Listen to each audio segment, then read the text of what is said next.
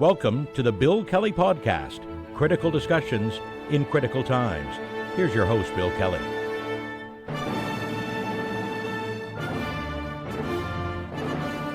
Hey, welcome to another edition of the Bill Kelly Podcast, critical discussions in these critical times. I'm your host, Bill Kelly. Good to have you with us today.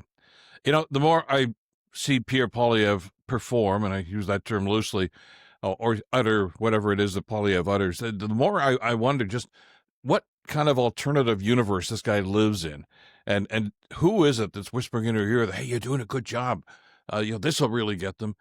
You really wonder, and Canadians, I think, have pretty much made up their mind about Poilievre, but he just keeps on plugging away here, doing what Poilievre does, and continues to fall in the popularity polls too. The latest endeavor here is a motion that they're going to put to the House of Commons this week. They're allowed as opposition parties to move motions forward, and he's going to, he says, try to embarrass the Liberals with this motion. Poilievre says that his party's upcoming motion, which borrows language from the new Canada-Alberta Energy Agreement, is meant to force the Liberals to put up or shut up, as he puts it, whether or not they support the new oil pipeline to the Pacific coast. Well, Prime Minister Carney and Premier Smith have already signed the Memorandum of Understanding, Pierre. I don't know where you were. Might have been locked in your little room there trying to think up other cute little phrases to use on your slogan sheets, but you're past that, okay? This is already in the process of happening, and you figure that all of a sudden a motion here, which, by the way, would be non-binding, okay? In other words, no, the government's not going to fall or anything like this, no matter what happens with this motion. But he basically wants to I guess he thinks, embarrass the Liberals with this motion. I don't know where his head is and just what kind of rationale he's using here. Poilievre went on to say, and this is important, he says the only thing that needs to happen for this project to go ahead is for the federal government of Mark Carney to get out of the way, grant a permit, and let the construction begin, and get shovels in the ground. Hello, I got a word for you, Mr. Poilievre, that apparently you're not quite sure of because you clearly don't understand the meaning. It's called process, okay? All right? There is a process that has to be followed here, all right? First of all, there's the deal with Alberta, the Memorandum of Understanding that they had to sign. Then there is consultation with First Nations groups. The Prime Minister's already had a couple of different meetings with them over the last couple of days about this, and there's more discussion to be had on this, because there will be no pipeline, of course, unless there's agreement from all the parties, including First Nations. And there's a lot of them and a lot of different perspectives and angles on that, and a lot of work yet to be done. So this motion they're going to put forward here is going to require Liberal MPs to decide whether or not they support the construction of one or more pipelines that can export at least 1 million barrels a day of Alberta bitumen from a BC port to Asian markets, which is exactly what Prime Minister Carney's been talking about, right? And for the record, and by the way, everybody seems to be aware of this except Poilievre, yes, there are a handful of Liberal MPs that don't like this idea. Most of them are from British Columbia, where there is resistance to pipelines for a whole variety of reasons, and the embargo, of course, the banning of tankers and through certain parts of the coast there, et cetera, et cetera, et cetera. Those have been in place for the long time, and there are MPs that are going to be opposed to this. They may actually not necessarily be opposed to it, but for the sake of getting reelected. We know how politicians will oftentimes just put their ethics in the bottom drawer here and figure, okay, what do I have to say? What do I have to do to get reelected? And that may well be on the minds of some of the people that have spoken out about this and against this. So we don't know how that's going to happen. And I will also venture a guess that there will probably be some Liberals in the province of Quebec that are opposed to this, because they are opposed to pipelines, period. Anytime we've ever had any discussion over the last number of years, dating all the way back to Stephen Harper's government. Remember that, Mr. Poilievre, when you were sitting way in the back benches there in the corner? It's the Harper government? Yeah. The province of Quebec was dead set against this and did everything in their power to try to block any pipelines from being built. So we know where they're going to be. So, yeah, including, by the way, Stephen Guilbeault, the former minister who has left his cabinet position because of this very issue. He'll vote against it. I'm pretty sure of that. And there will be a handful of others, too. But that's what they always do in Quebec. And let's face it, there's not going to be a federal election anytime soon, but there is going to be a provincial election in Quebec. And, this is where these guys are going to just basically try to say and do what they can to try to appease the voters in that province. So, but that aside, there's another obvious question here. Is everybody in the Conservative caucus going to vote in favor of this motion? Are they in favor of this whole project? Poilievre hasn't said whether that's going to happen or not. Are they going to whip their party to make sure they all do? In which case, it's probably going to pass by a wide margin anyway. So what's the big deal here? What's it going to accomplish? Not much of anything, really, because there is a process that's already in place. And what Poilievre has ignored here, of course, is the fact that there has to be discussion with the First Nations groups about this. And that's already started. That's ongoing, as we just said. And we don't have any resolution to that. I mean, after one or two meetings, and I know that there are some groups already have passed motions that said absolutely no and not going to happen. There are others that are flexible about this. And of course, you know, when you have something like this, I guess it's a slow news weekend with all the other stuff that seems to be going down and just kind of, you know, subsiding now because we're heading into the Christmas break. And so are the MPs pretty soon. So a good deal of the Sunday morning political shows on CBC and CTV and Global, of course, talked about this, and they just love giving a platform to Poilievre. I know a news break to CBC. Poilievre didn't win the election, okay? Mark Carney did, but Poilievre seems to get more airtime than just about any other politician. He just loves to get in front of a microphone and make these sorts of statements. And what bothers me about that, I mean, that's that's a decision CBC and CTV make. But the stuff he says goes unchallenged, and that's what frustrates me, because journalists have a job to do here. And you know, if you don't do that, if you just, you know, give them the microphone and give them a platform and let them say and do whatever they want, no matter how substantive or incorrect it might be, then you're not doing your job as a journalist. And that's something that really bothers me. And I know I've talked about this in past podcasts, but at some point I'd like to see somebody stand up, like some reporters are finally standing up to the Trump administration south of the border, and just say, look, you know what, that's BS. It's just not the way things are. And for Poilievre to simply say all Carney has to do is you know, a building permit, sign it, and get the shovels in the ground. What a naive, either a terribly naive approach to this, or he is, as Poilievre has been known to do in the past, absolutely trying to mislead the Canadian public about the process. And either way, it's cheap politics, and it's not really doing anything to move the country forward. And that's something that I think we expect, or at least hope anyway, from our federal politicians, especially whether it's opposition or the government side, to be fair and transparent and honest with us instead of playing silly political games. So anyway, he's going to present the motion. And there's going to be some consultation on this. The other element to this, too, that Poilievre didn't seem to want to talk about is the intricacy of this deal itself. And Prime Minister Carney, I think, was quite clear about this, and so was Danielle Smith, about there are a number of conditions that need to be met for this to happen. And a number of them, of course, include environmental issues. This is not just, hey, let's get this sucker in the ground the way Poilievre seems to want it to happen.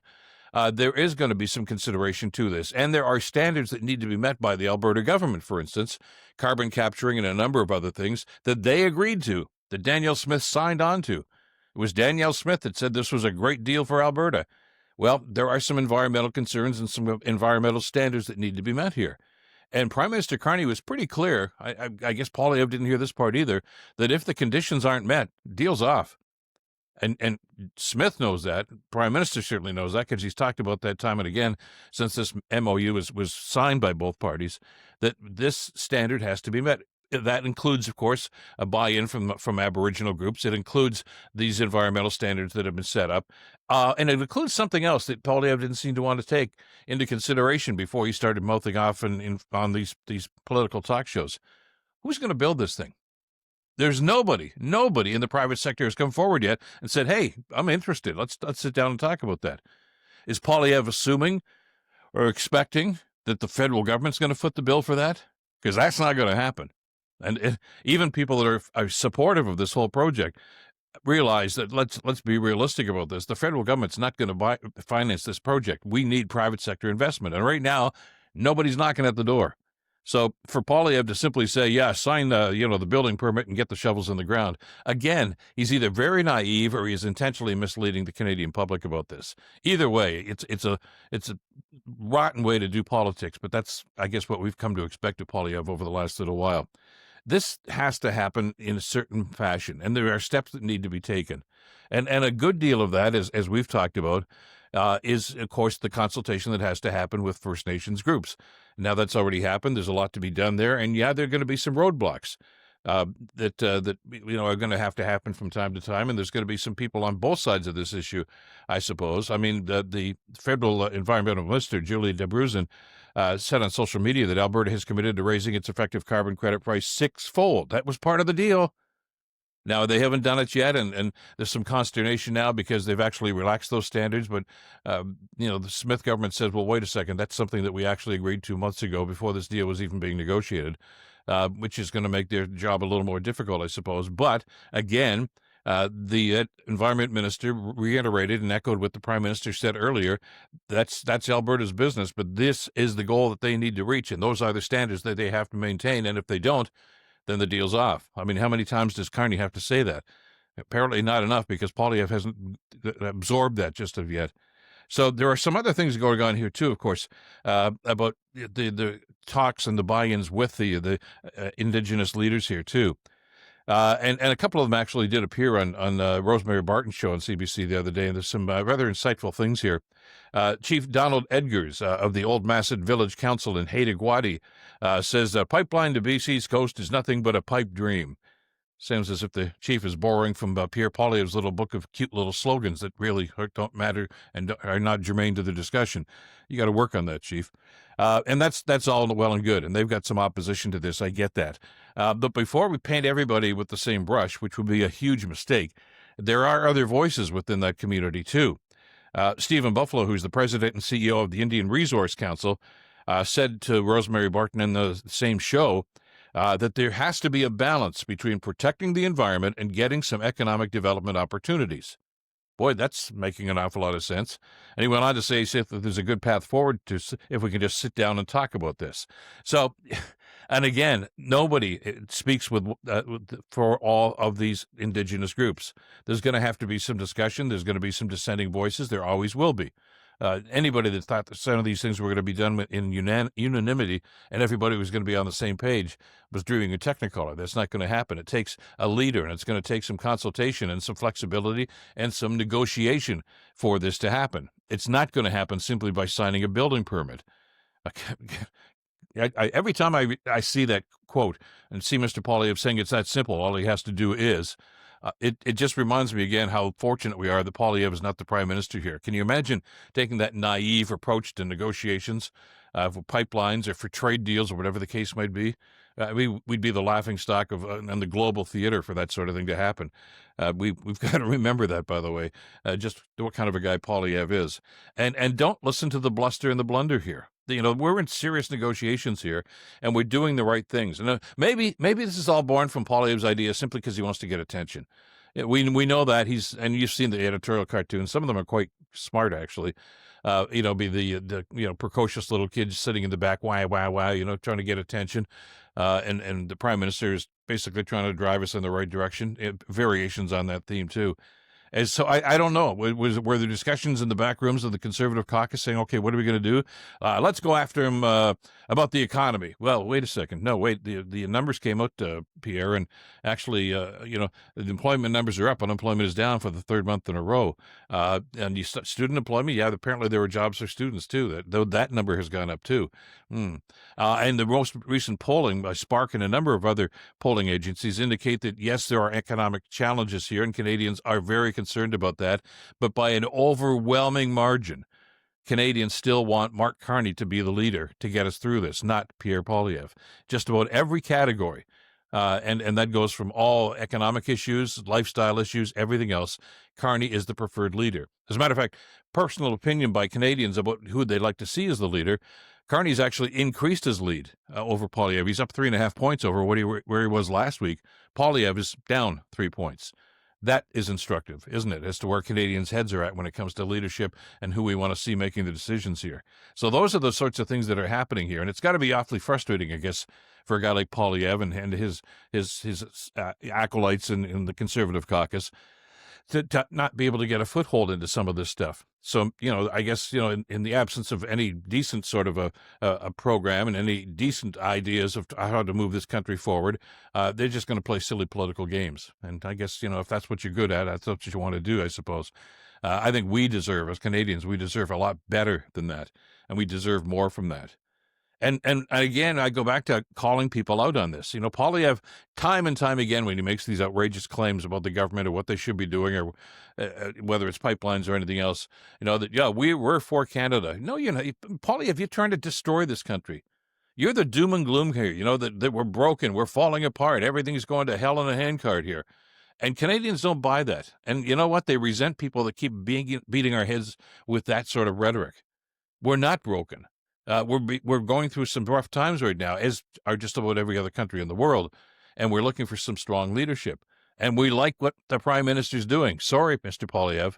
We like the fact that he's diversifying, that he's going to other parts of the world and creating different agreements, economic trade agreements with other parts of the world, becoming less dependent on the United States for a whole lot of reasons. And that's the strategy. And I understand that, as opposition, your job is to hold the government's feet to the fire. It's not to oppose every little thing that the government proposes. That's simplistic, which is, again, I guess one of the buzzwords that you first comes to mind when you start talking about the Conservative caucus and where they seem to be going and how they seem to be doing their jobs or not doing their jobs, as the case might be. So this is going to be presented early in the week. And I don't know what the vote's going to be. Like I say, I don't know if the governments are going to whip their teams. In other words, demand that they have to vote on certain issues. But the reality here is that it's a lot of bluster that, if I can paraphrase Shakespeare, signifies nothing. It's really not going to accomplish anything. It's really a waste of time, of parliamentary time.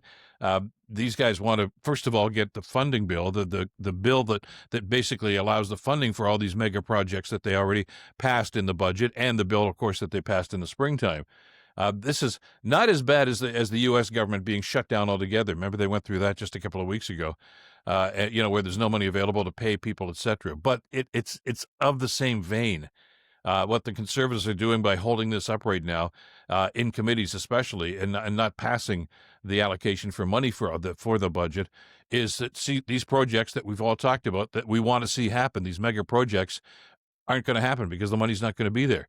The programs that they talked about dental care and programs like this that are all included in the budget, they need funding for this. This is not the budget bill itself. That's already passed. This is the allocation of funds to fund those projects now. And again, the Conservatives are playing silly games, trying to hold this whole thing up and maybe even rag the puck, because, eventually they're going to break for their Christmas break, which is, usually about 2 or 3 months long. And that's just going to hold this up, and people aren't going to get the money that they're expecting. So it's not the government that's going to get hurt by this, by what the Conservatives are doing right now. It's the Canadian people that are going to suffer as a result of that. And that's not what we expect from our elected representatives, but that's what we're getting from Pierre Poilievre. And of course, he's going to go through his leadership thing in January, too, totally oblivious to the impact that he's having on Canadians that are looking forward to these projects starting, to the employment that's going to happen, and to the benefits that they're going to reap as a result of that. That's the focus that they should be having right now. That's what we elect people to do, to represent us and to move Canada forward, not to put the brakes on and have us go in neutral and get nothing done. You got a government that's got a plan. They want to move forward on this. They have very, very strong support from just about every sector of the country right now to move forward on this plan. We don't need somebody dragging their heels and holding us back. And that's what the Liberals are trying to fight right now. But it's awfully hard when Poilievre and his group simply try to throw roadblocks up every time that we're trying to move forward on this agenda and to get Canada moving forward once again. If you're really for Canada, Mr. Poilievre, back off and let the progress happen. That's it for this edition of the podcast. Always great to have you with us on this. By the way, if you're on YouTube, good to have you with us. Hit the notification bell when we're finished here, and of course, you can pass this on to others. And thank you again to all those who are subscribing. It's really important to us to have your support to carry on the work that we're doing here, to be able to do the research and give you these stories and give you the perspective instead of simply getting the rhetoric from a lot of the elected officials, and sadly, maybe not the kind of work that needs to be done by journalists, too. We try to cut through the BS for you and give you the facts so you can make educated opinions and have educated discussions and informed discussions about the key issues that are going on here. So thank you again for your support and for your subscriptions. Thanks to Madeline Kelly as well, of course, for the great work producing the show, as per always. And we'll talk again soon on this and other key issues as we move forward on this. Until next time, I'm Bill Kelly. Stay in touch and stay informed. Bill Kelly Podcast brought to you by Wizen's Law, personal injury lawyers. Listen, you didn't choose to get injured, but you can choose the right lawyer. Wizen's Law, 905-522-1102 or wizenslaw.com.